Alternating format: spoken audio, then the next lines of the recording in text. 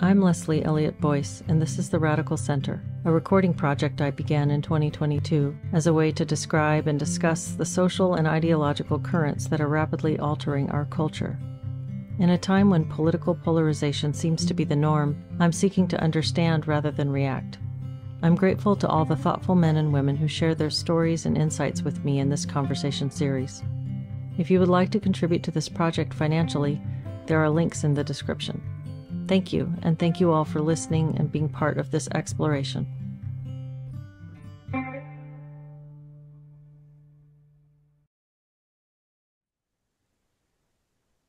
Today I'm speaking with Arnold Cantú. And Arnold, you're a licensed clinical social worker and a psychotherapist, and you wrote a fantastic article, and it was called Beyond Ideological Mandates, Critical Reflections on Anti-Racist and Anti-Oppressive Social Work Education. And I've been looking forward to speaking with you and hearing about your observations in the field and the educational training program that you went through and just what your thoughts are on where we are. So thank you so much for joining me today.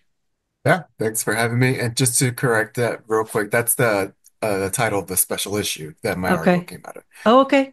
And what was the title of your article?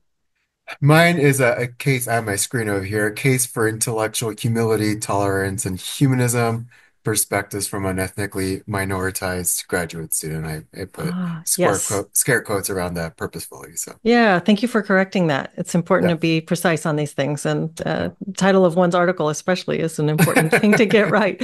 So thanks. for sure. Will you start by giving a little bit of your background? What got you interested in social work and therapy in the first place, and kind of what you expected when you went into the field? Yeah, I mean, social work itself was quite by chance. It was when I was in my undergrad, doing my undergrad. I think it was my last semester. I knew at that point, it was almost over 10 years ago, I had a hunch that I wanted to end up in some kind of counselor or therapist role. I just didn't know at that point what were the different disciplines or paths that led to becoming that kind of professional. And so it was my actually my last year of undergrad, probably my last semester, I think, or getting close to it, where I remember I walked out of a class and there was just a graduate school resource fair there. And there was a representative from UT Austin. I'm partial to the Longhorns because I grew up watching them play football.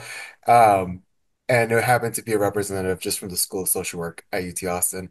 So because it was mostly UT, I walked up to the table, asked about who they are and all that kind of stuff. And he started to talk about social work and the discipline itself and how it can be a pretty versatile and applied degree.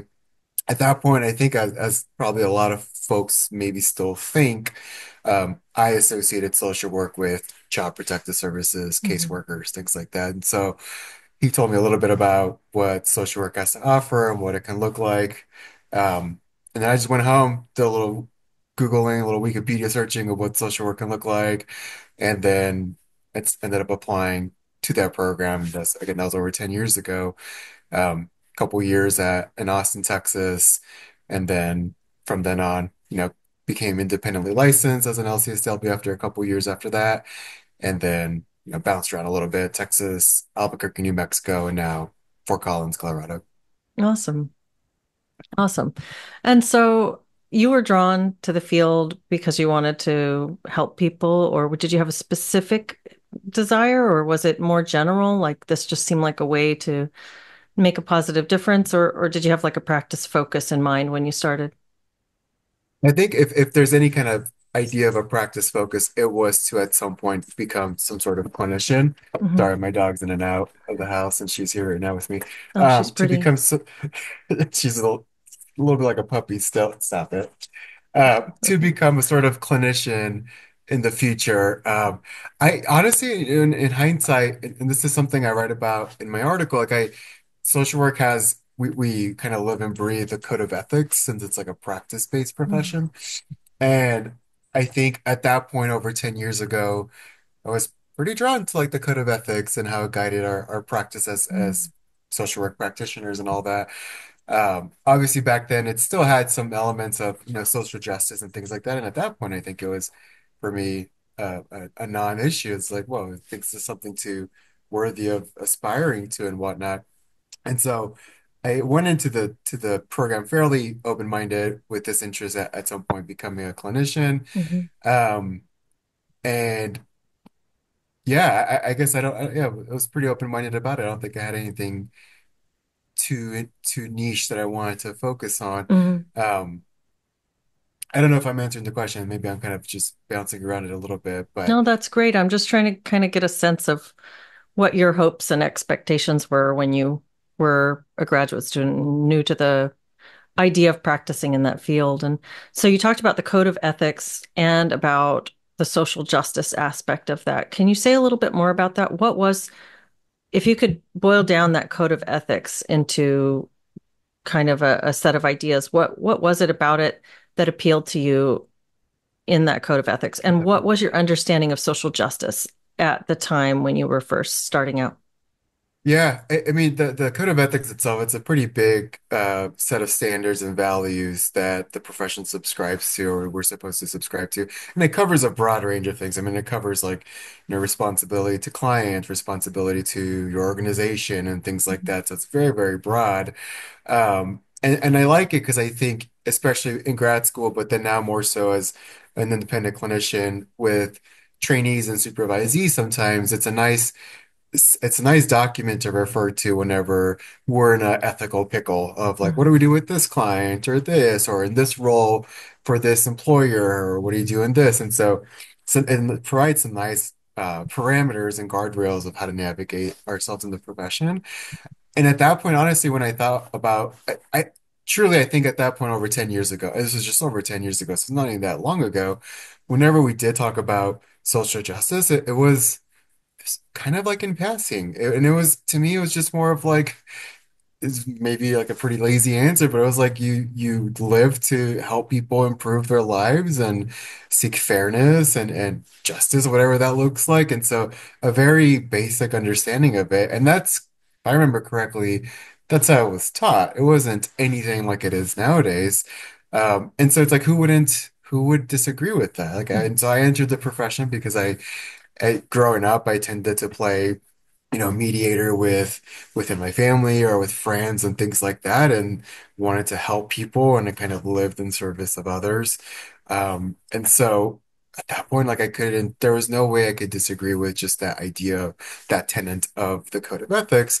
But again, that was just 10 years ago, and it's radically different now, I feel like. That really matches well with my perception of what social justice meant when I first was hearing this term. It just felt like it was a positive, like you're aiming towards helping people get the fairest shake that they can get in life. Like, just Right, you want to aiming help. towards the good life. Yeah. Yeah, exactly. So you Yeah. can't disagree with that. Yeah.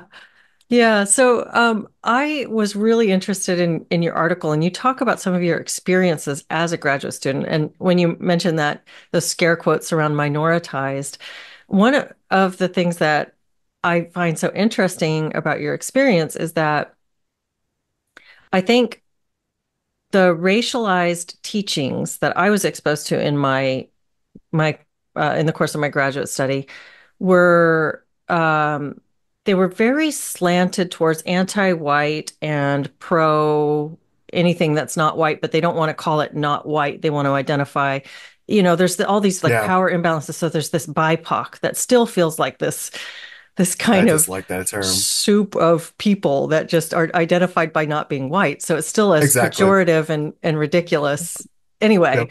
But I have wondered how it hits different people to be exposed to these trainings because it's meant to appeal to different parts of people. It's meant to appeal to resentment and shame and all kinds of these are some of the thoughts that come up for me.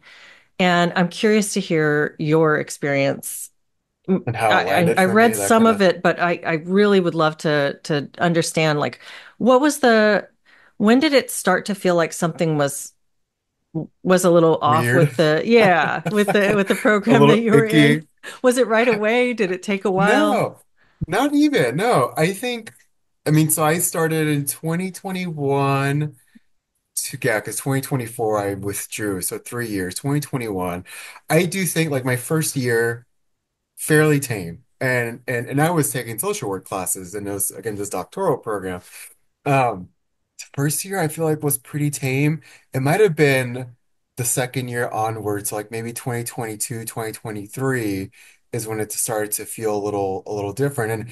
And to be fair, I took primarily social work classes, but these ideas were present in other departments. I took some in the School of Education at CSU, very much a thing there as well. So it's Mhm. not just social work that I'm critiquing.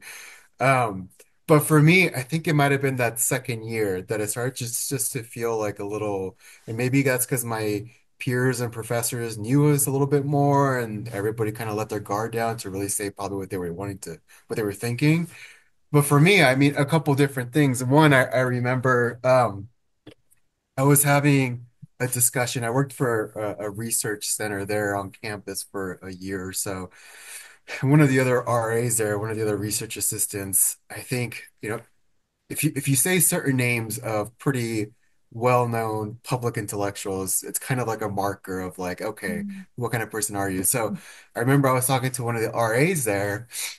I think we were just talking about the topic of race, maybe, or just like the pushback against wokeness and whatnot. And this RA, I think this person was an undergrad student, point blank asked me like, but I had mentioned John McWhorter with Woke Mhm. Racism, that Mhm. book, pretty great book. And this RA, I forget what prompted this person to ask me, but point blank asked me like, do you not identify as BIPOC? And I was like, I don't. At that point, I knew what that term was, but I was like, I no, like I don't understand what the utility of that term would be for me. I'm just like, I was born in Mexico and grew up. It's like I don't want to be lumped into this, yeah, like as you said, this big melting pot of Mhm. different so-called races and ethnicities. And so that kind of just threw me off a little bit because then I started to think more about the term. And then I was like, wait, what? BIPOC? I mean, that's essentially, you're right. Like it's essentially this grab bag term of anything that is non-nominally white. Mhm. And so that threw me off. And I was like, is that how people see me? Like, do they think I identify as BIPOC? Like, that's a little weird. But then in classes in general, when all of these ideas started to percolate even more, truthfully, I mean, one of my good buddies from grad school, who he's still one of my good friends. I told him like, I kind of feel bad for y'all, and he was nominally white individual, male too, so the Mhm. perfect archetype of all that's wrong with the world apparently. But I felt bad, like. I it was just this bizarre thing where like the undertone, if not explicitly said, at least the undertone constantly is nominally or racialized white people are bad.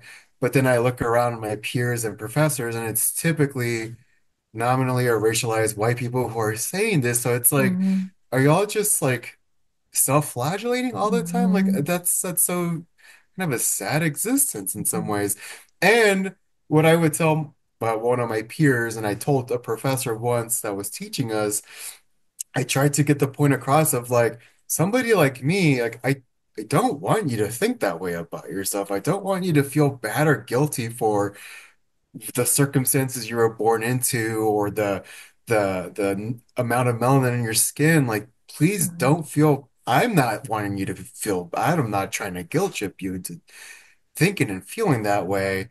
But that didn't really matter, I think, because it's part of the worldview that they have about splitting people into two camps, and they need to rectify whatever they need to rectify. But it was just a really bizarre, uncomfortable feeling, and I felt bad for a lot of them. And then, last thing I'll say, and then, coming into like I still practice as a clinician, and I still do now. And then I start to think like, if my clients were thinking that way, like that would be something we would challenge the hell out of because Mhm. I'm not in the business of wanting people to grow up feeling so bad about themselves. I want them to live a pretty good, meaningful life in spite of the adversity and all that. But for some reason, it's very much, and I think this terminology has gotten more in popularity, is very much just like victimized victimhood culture that I think sucks. It's disempowering, and I think it's antithetical to our profession of being psychotherapists and counselors and all that. So. Anyway, Yeah, I think you summed it up really well there. And it's interesting that observation of hearing this kind of negative talk about one particular racial group done by members of that racial group. What a right. fascinating thing. Yeah. Yeah. It's just, I mean, it's self-flagellation in a way.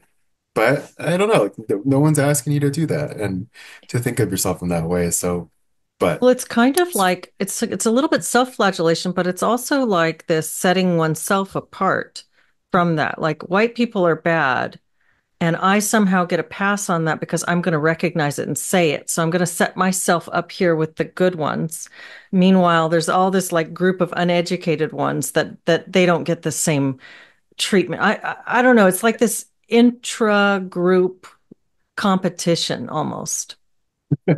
the oppression Olympics is sometimes Yeah. when it's, I don't think it applies to this, but I think that's Yeah. another competitive term. I mean, it reminds me of, I don't know if you've come across or read the book yet, the sociologist Musa Al-Gharbi. I hope I pronounced his name correctly. Mm-mm. Um, he came out with a book that came out in the fall of last year called We Have Never Been Woke. Mm. And really, really fantastic book. It's a kind of a long read, but I think it's a really, really compelling argument he puts forth. And I think if I remember correctly, elements of his argument, it's that, there's he coins the term symbolic capitalist. And my interpretation of that idea of his is that, these kinds of ideas that are permeating throughout the university and that have spilled down into like the public consciousness and all that, they're ideas that are promulgated mostly by this pretty small minority of intellectuals and elites and all that kind of stuff. And I don't know where I'm going with this, but I think it's that kind of thing where, oh yeah, because he argues that the ones who promote these kinds of ideas, in a way, they're doing it for clout. And they're Mhm. doing it to be, allies and to kind of proactively put up the sense of like I'm one of the good people because I'm Mhm. already critiquing my own kind and hating myself in some ways, the internalized racism ideas and things like that. Um, but again, it's more for like this prestige and clout that they Mhm. do this kind of thing and discourse. Um, but fundamentally, like there's still really questionable ideas that they're promoting, but it's more for this, because I want to be seen as a good person. Mhm. But I think it doesn't really land that way though. It didn't for me. I didn't think it was this admirable thing. I think it was a pretty sad and disappointing thing to observe. Mhm. It's interesting. It's like I feel like you can see this pattern all over the place in social dynamics, from the small to the large. You know, you see it like within say social groups where gossip is a people want to gossip to put one friend down in order to get closer to the other friend, sort of use it as a wedge in order to Yeah. build a bond. Here you're going to put somebody else down, and you get this with like, oh, there's the trope of the male feminist that will put down men so he can say I'm one of the good guys, or the woman who puts down women to get closer to the guys. And Yeah. this sort of like intra-group competition, I suppose, is the best way I can think of it. But I guess it's about identifying oneself with a reference group that's outside of one's own identified group. Maybe Yeah. I'm just kind of thinking about this as you're talking Yeah. about it. I mean, you're describing that sounds like the way you see it is a bunch of middle schoolers kind of finger pointing It kind of and is. It's and kind of trying a to. juvenile thing, Oh which yeah, is what makes yeah. it so shocking that it invaded such wide swaths of academia, which was Right, right, I don't right. and I'm curious what your experience was with that, because for me, I was stunned that we were talking about these things in such a juvenile and sophomoric way when we were getting these anti-racist trainings. Well, and I was more stunned. I think as I still reflect more on my experience in grad school, it's like I'm more taken aback about how these ideas are just promoted as absolute truths. Like this Mm, is like if I were somebody, I'm gonna get in hot water now just saying this, but if I were somebody that was like critical race theory has its limitations, I would be blacklisted and seen as like, how dare you even utter those words? But it's this impression of, it's this is the way the world works, Hmm. Arnold. And if you don't buy into it, like you're not, and this was the criticism that I got throughout 2023, which prompted me to write my article um a year after, where if you don't subscribe to these tenets that, and I think the big umbrella term that I have felt the most comfortable with now is just critical social justice, with critical not being in the usual critical thinking way, but more the whole power imbalances, oppressor, oppressee, etc. But if you don't subscribe to these ideas and signal that you believe in them, you're not living out the profession's values. And that's ultimately what happened to me, where I was a fairly quiet student. I think my research interests were pretty cool, and they were actually, and I would argue, a pretty anti-oppressive, had an anti-oppressive flavor to them. I'm really critical of the biomedical model of mental health, psychiatric Hmm. diagnoses, etc. Um, and they took no issue with that. They actually appreciated that that's kind of where I came from, and I was practice informed, working as a clinician for several years before going back to grad school. But it was indeed very much, I think, ultimately this idea that if you don't subscribe to these views and these very particular views that we evidently hold them as truths, we question you, Arnold, whether you're taking the values of the profession seriously, and if you're being disingenuous and things like that. Um, and I'm still thinking more about that, of like, because I kind of want to figure out, well, who is to blame for this being possible to happen to students? And Hmm. what I mean by that is, to use the other buzzword, like the systemic structures, I think, as I think more about it, I think it probably, the finger pointing maybe needs to go a little bit more towards, aside from my former professors and faculty, I think they behaved really inappropriately. It's what's giving certain faculty and professors, in a way, permission to comport themselves in this way. And what I've gathered in discussion with friends and colleagues is that, I think, long story short, I think it's accrediting bodies. And for Hmm. us, for social work, it's CSWE, Council for Social Work and Education. They accredit bachelor's and master's level programs only. My understanding is there's no accrediting body for social work doctoral programs, but I think to keep things consistent, they use the standards for bachelor's and master's and use them for the doctoral level. But anyway, long story short, um, I don't know what the point was of this that I was going to make, but I just, it is very much this very narrowed view of the world that if you don't buy into it, Hmm. you don't belong, kind of Hmm. thing. Hmm. You mentioned And that it's just presented as if it's truth. And that was, I guess that was pretty surprising to me as well, because I'd gone to undergrad like 10 years prior to starting graduate school. And so I had a sense of how psychology education was presented. We have this, here's the big thinkers, here's the big ideas, here's the way it's evolved over time. You kind of get this sense of a growing body of work and body of knowledge about human behavior and how our minds and our mental health, functions, these models. And when I went to graduate school after a 10-year break from higher education, yeah, it was like we still kind of have that, but we have this whole new way of thinking that we're not even going to introduce to you. We're not going to introduce, okay, here's how we made these discoveries about about actually human interactions are all governed by race. And it wasn't presented like every other part of this program was presented. It's a foundational truth that we accept and we speak in these sort of like, I don't know. I have not yet been able to really articulate what this felt like, but it was like these almost catchphrases and memes that we were also expected to already know, but weren't ever really introduced and defined for it. Does that make sense? Do you the have a better way of buzzwords. conceptualizing this than I do? The buzzwords. Well, I Yeah. mean, that was one of my experiences where,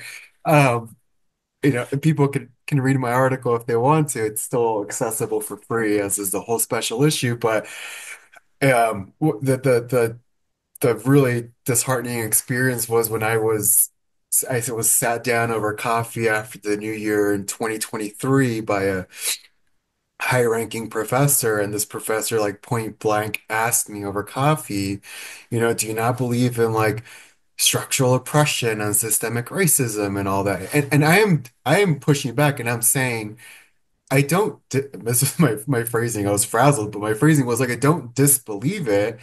But this is a university setting, and I think it's okay for us to like wrestle with these ideas and try to make sense of it. Because before then, before I returned to grad school, I worked in community mental health. And so I worked in a clinic attached to a large hospital in the midst of the pandemic.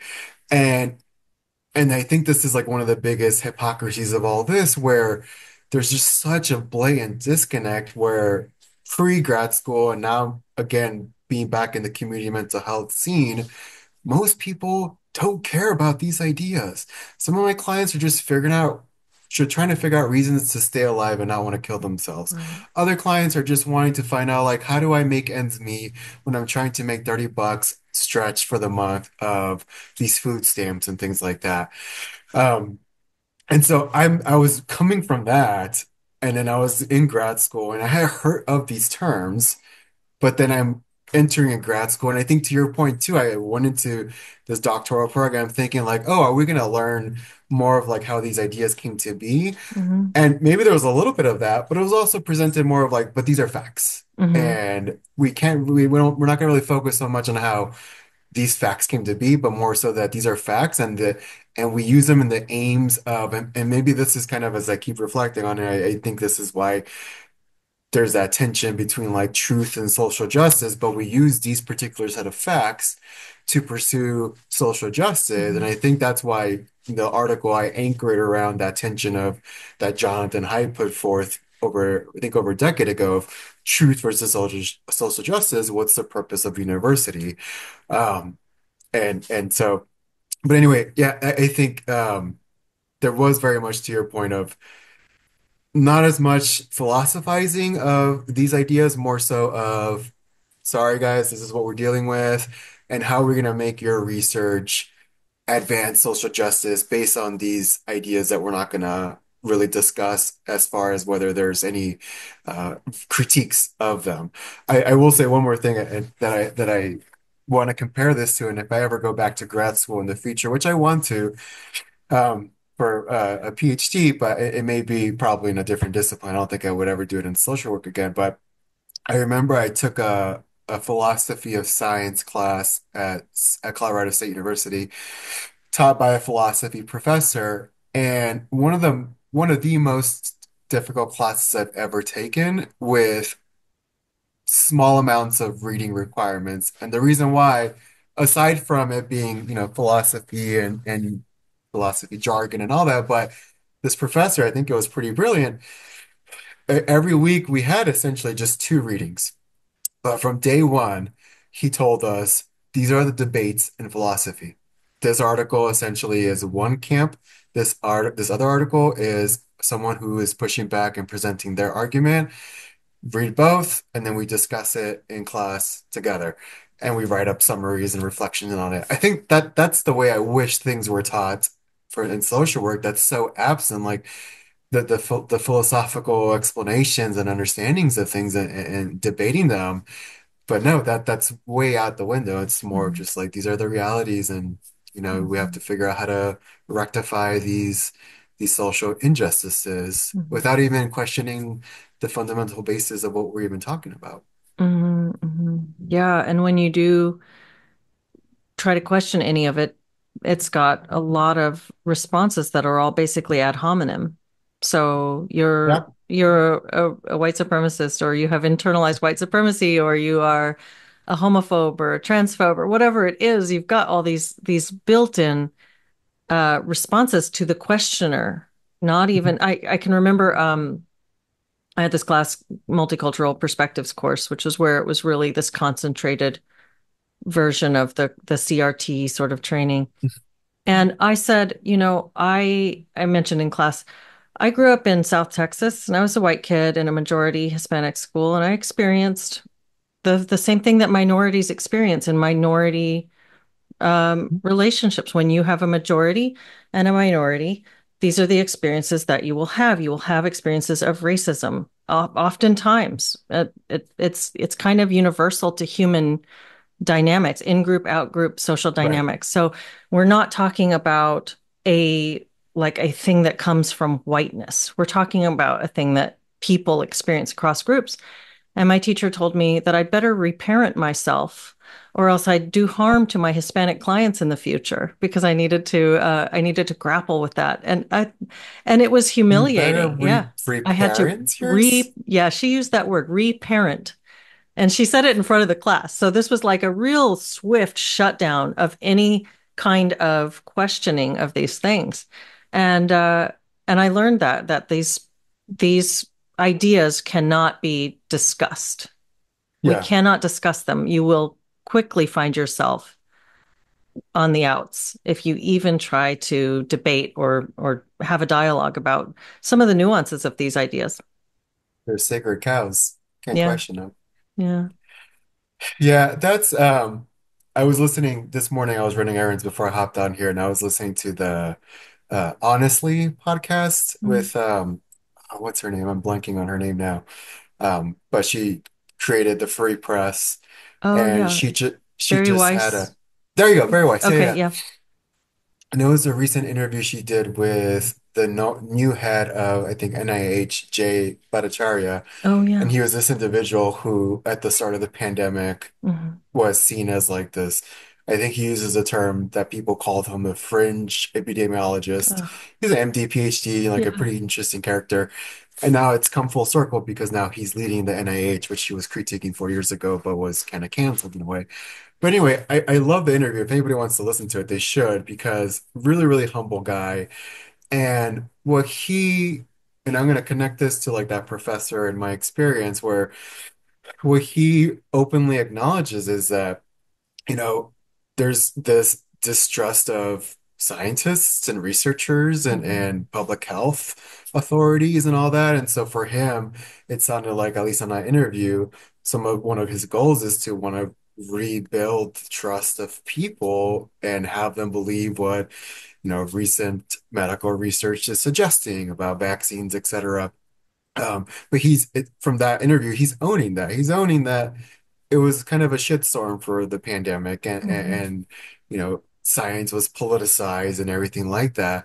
And I can't help but think similar, and this is some of my concern for my profession that I feel proud to identify as a social worker, is that when that kind of shit's happening in class where someone's telling you to reparent yourself, not only is it highly, I think, elitist in a way where it's like, I know better, and you have to, like, what an insensitive thing to say, but so infantilizing too, Hmm. where it's just, we're all adults, we're all capable of critical thinking to an extent, but to just kind of assume that you know better and that the student in your class, like, needs to reparent herself, like, I worry about that continuing to be the trend.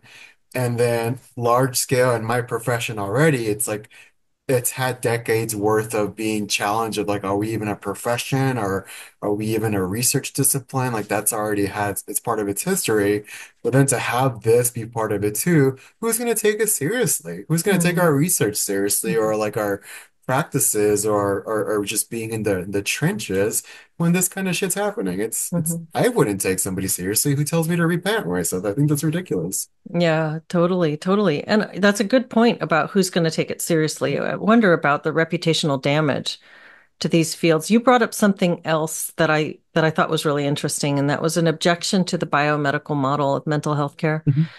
I also have a really strong objection to the way that mental health care has become increasingly medicalized. I think it leaves a Mhm. lot of people out because there are people who might benefit from a medical model, and there's a ton of people who won't, and to whom it doesn't appeal to go and speak to somebody when they know that they're going to walk away with a diagnosis.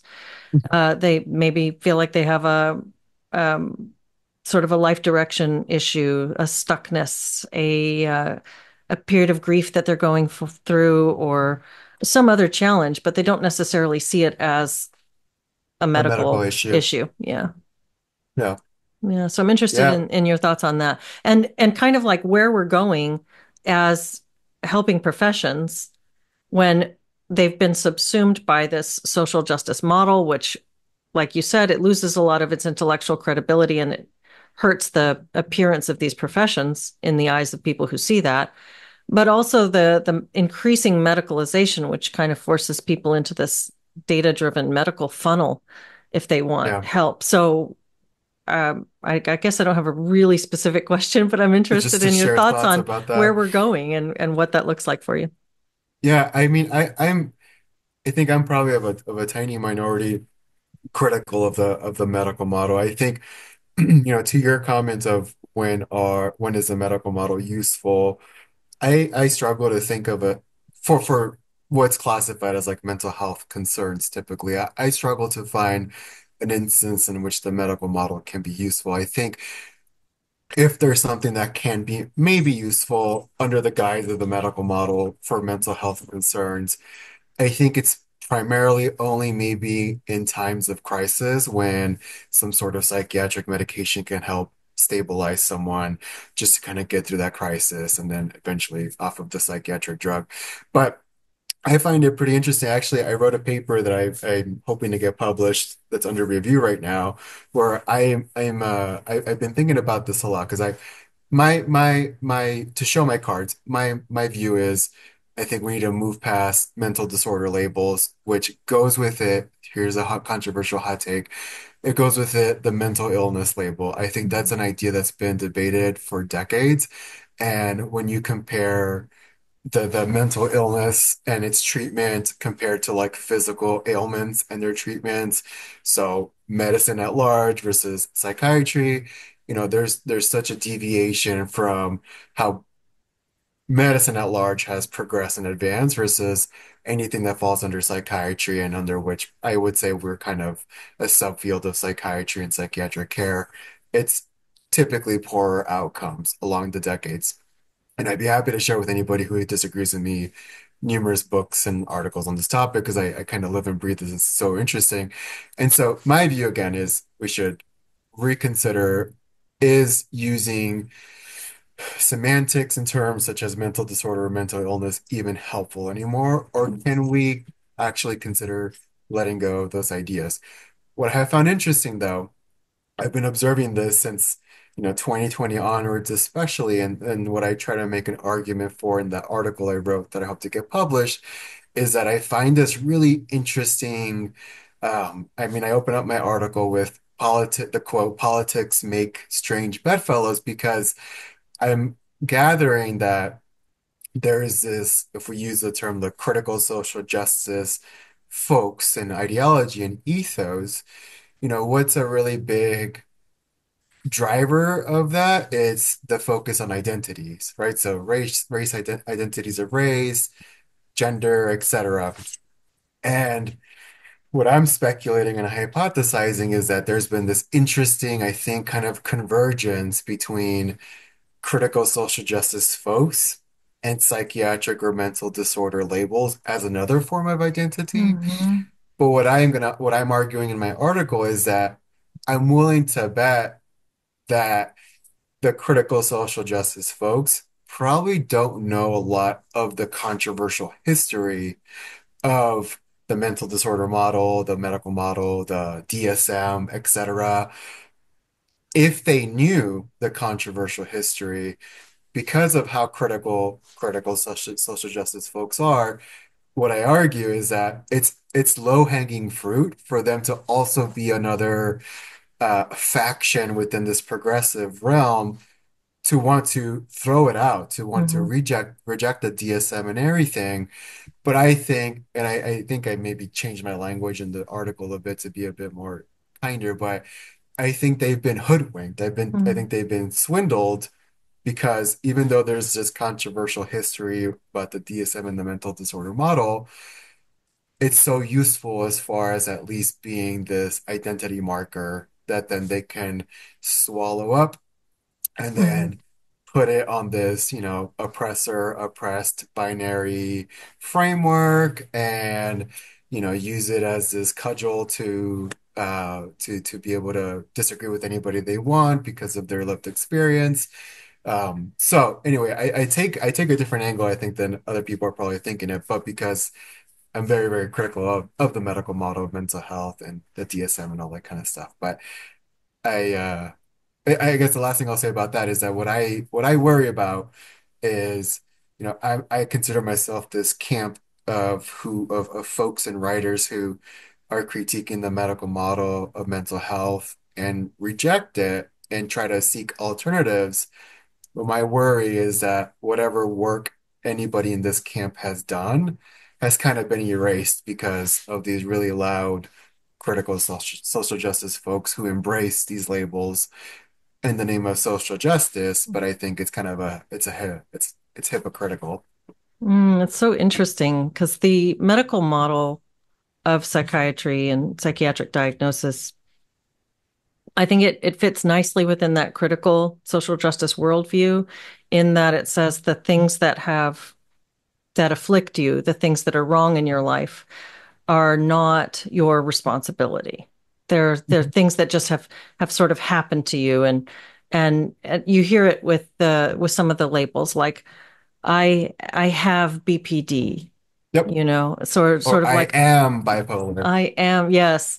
Right. And so that sort of lifts from the individual any responsibility for the patterns of interaction that they have developed and will carry forward. And it lifts from them the work of having to adapt to something that'll work better in their life. And it instead imposes the onus on society to adapt to Yep. them. So it fits really well. And interestingly, I've spoken with somebody before who does work in the anti-psychiatry movement, which is very interesting. There's a whole rabbit hole to go down if people haven't done that yet. But a gentleman named Will Hall who hosts a show called Madness Radio. It's really I've heard good. of that name. Yeah. Yeah, I find him to be a really kind and thoughtful, interesting person. And I was delighted to have the chance to speak with him.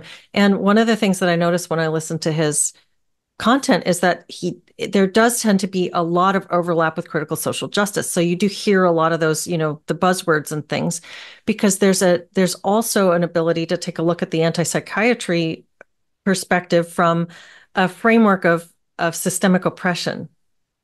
And so you kind of find these bedfellows on all sides, and there's kind of a movement in and out of a lot of these philosophies and frameworks.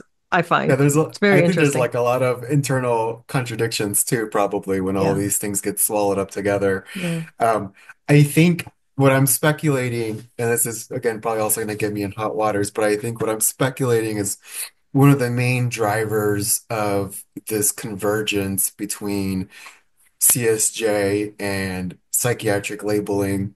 'Cause I was on another podcast interview a week ago or so, and the individual asked me, is there a label that you think is gaining the most currency for why this relationship is occurring?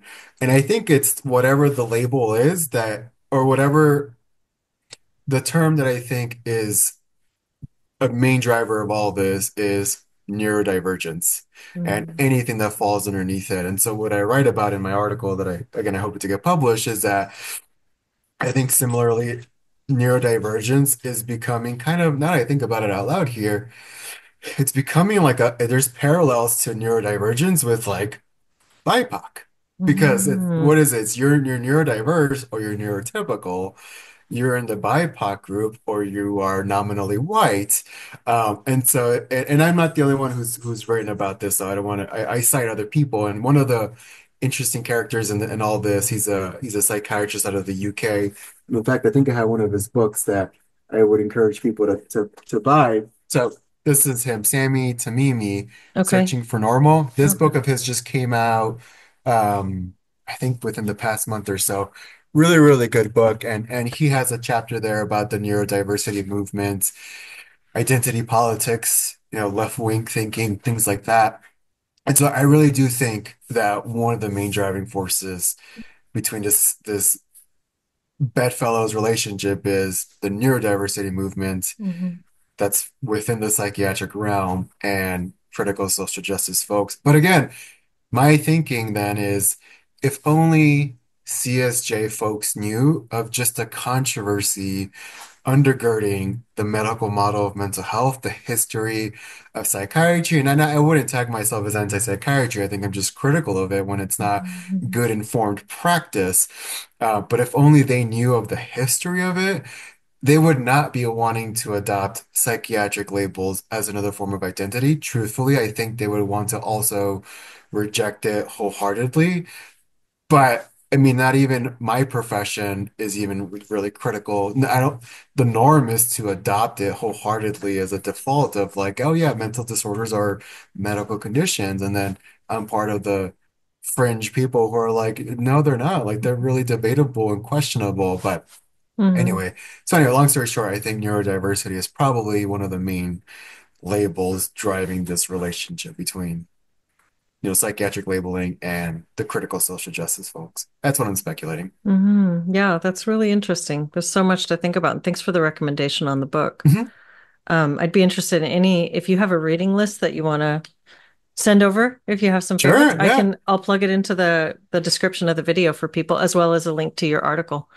yeah, And we'll do. yeah, I'd be really interested in more of this. It's fascinating to speak with somebody who's openly critical of the biomedical model because I don't get to talk to a lot of people about that. And I kind of I've seen um, this evolution of counseling fields into those two, as being afflicted by those two real strong currents, the critical social justice Mhm. movement and the biomedical. And I think that I spend so much time talking about the CSJ sort of stuff that I don't get into the The medical medical stuff model as stuff. much. So yeah, it's really great to talk Yeah, to you. yeah, it's become quite the, I think, paradoxical, hypocritical relationship, I think, in my opinion, the CSJ and the medical model of mental health, I think. But Paradoxical. Will you talk a like little bit about that? you wouldn't think, well, because I mean the CSJ, like one of the main tenets of it, in my understanding, is like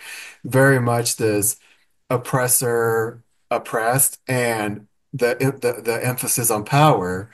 And you put aside the rest of physical medicine, you just stick with the idea of mental health and mental disorder labeling.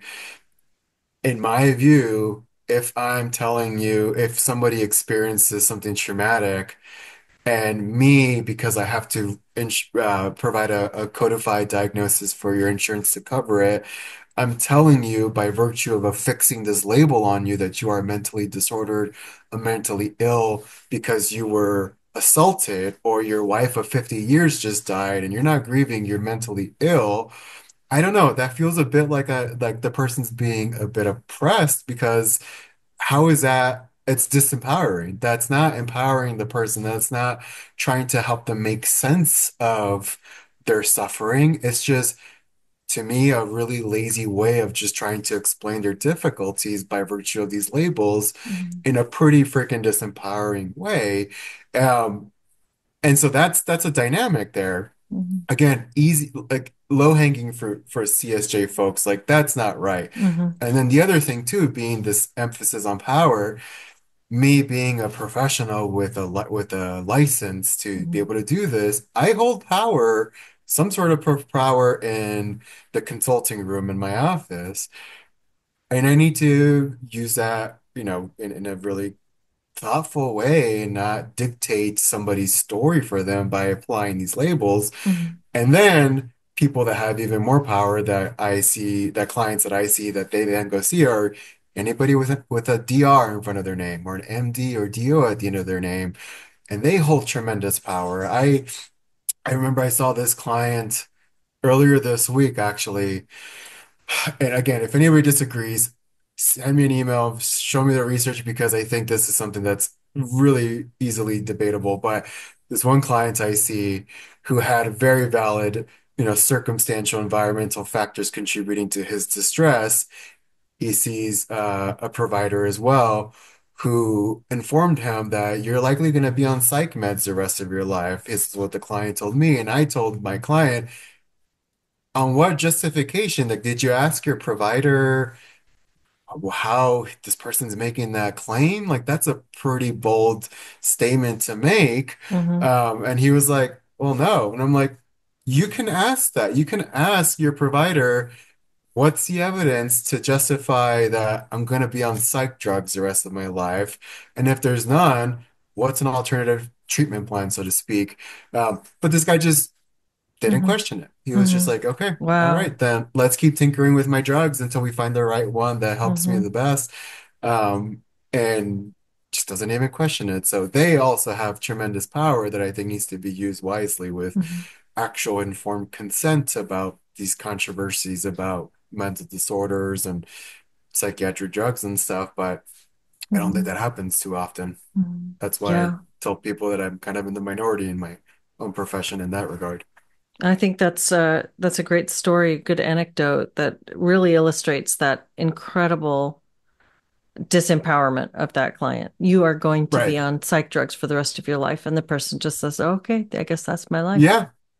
Right. So disempowering. And again, this is just like this focus on just like the power that somebody's words can have. Hmm. Easy pickings for CSJ folks, Yeah, yeah, that idea of power. But yeah. instead they swallow up this medical model of mental health. Yeah, it's fascinating. It's really Yeah. interesting to see all these things, like how they dovetail Yeah, or exactly. don't. Yeah. But Yeah. kind of to just move back briefly to the article and your experience in Yeah. graduate school. I'm wondering, could you talk just a little bit about the when you use the word minoritized and use the scare quotes? I'm really curious about that. What is your view on the impact of this kind of education, if you want to call it that, or this kind of propaganda, maybe is a better word, on the people that it minoritizes? What is there, because we talk a lot about what's the impact on the group that it's seeking to make feel shame or suppress through this word, this privilege cudgel. But what about the people that are targeted for minority status? Yeah. I mean, I think two thoughts for the most part.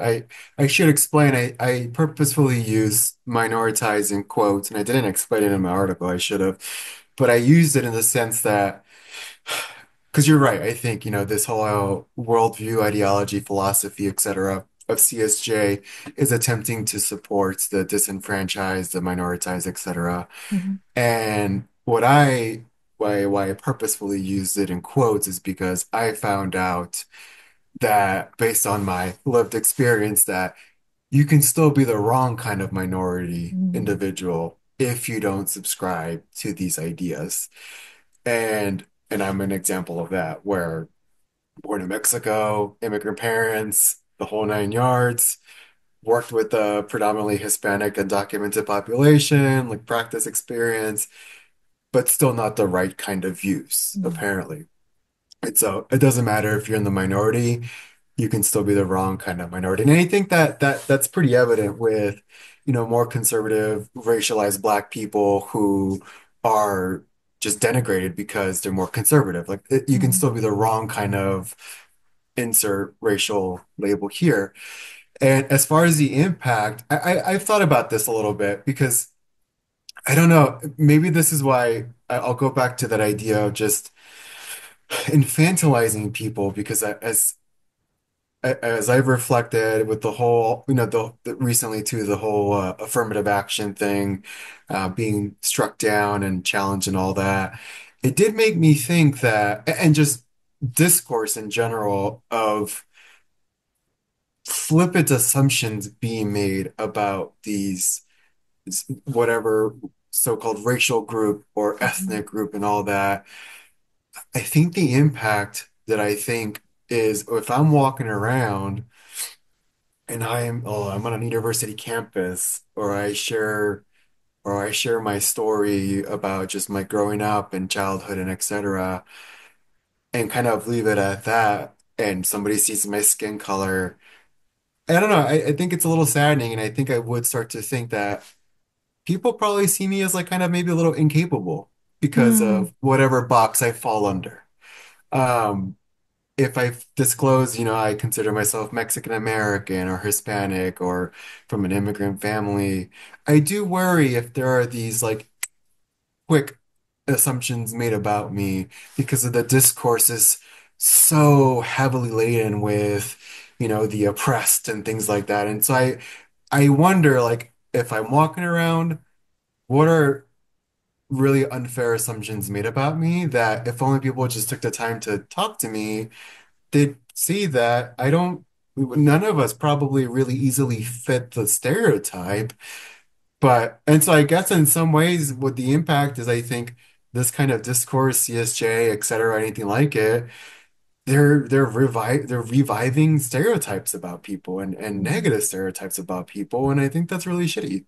So anyway, I think that's one thing I've thought of that it's very infantilizing and it's very much like this group of academicians and elites and public intellectuals, they know what's right for these groups that are just, they're so incapable and they need all the support. And you know, let's revise structures and systems and et cetera to bring these people up. But it's like, get to know Hmm. them. And you may see that we're probably more capable than you give us credit for. Hmm. So that's a couple of my thoughts. Yeah, that's that infantilization. That's such an Yeah. important key to that observation. And the also the not being the right kind of minority. I was recently I overheard a group of three older white women talking Yeah. about one of them had spoken to somebody who was afraid of being in the US, I guess as a Canadian friend who was afraid to come into the US since Trump took over. Hmm. And the response was, I one of the women said, I think any brown person should be afraid to be in the US right now. And I first of all, I don't like hearing I don't know about you, but this word brown coming up, it strikes my ears so strangely. But It's a bit jarring. it's jarring and it's like what well who are you talking about? Again, it kind of feels like BIPOC where we're lumping Yeah. everybody into one group instead of recognizing what makes people special. You're just kind of like shoving them into, oh, they're not white, so we talk about them. And it's this Yeah. Yeah. Yeah. very it's doing the very othering that it pretends like it's not doing. But then it the implied something implicit in there is what if I were brown, Hmm. and I said, well, I'm not afraid. Well, then there's something wrong with me. You know what Yeah. I mean? Yeah. It's like there's layers going on there. And I just it was kind of I was pretty disgusted hearing this conversation because it just had so many levels of presumption and uh yeah, just this and the infantilizing aspect too. Like she should no longer be here, Right. Right. Right. you know? Yeah, yeah, yeah.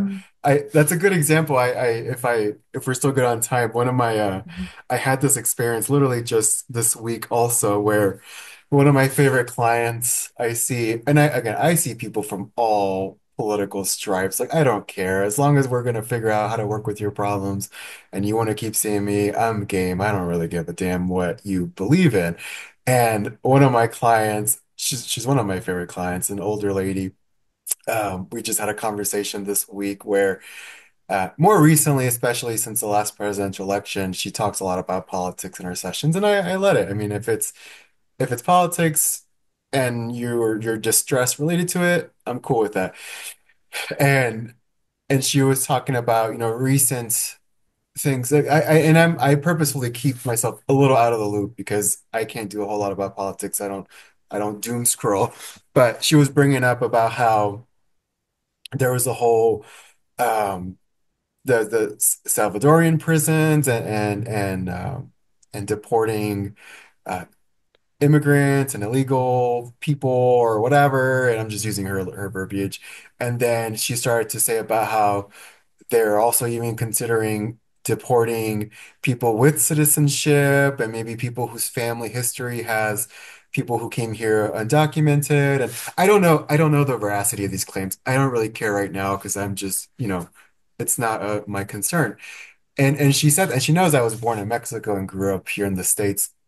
And she said it in the sense, and then kind of just looked at me, essentially saying like, aren't you scared? And I'm like, no, I'm not. You know, if it happens, okay, maybe I'll deal with that. But it was very much just like she was giving me this impression of like you should be one of the scared ones. You, Mm-hmm. because of your skin color Mm-hmm. and walking around, like you need to be fearful. And I'm like, no thanks, I'm not going to be. I think I'll still live my life as I like.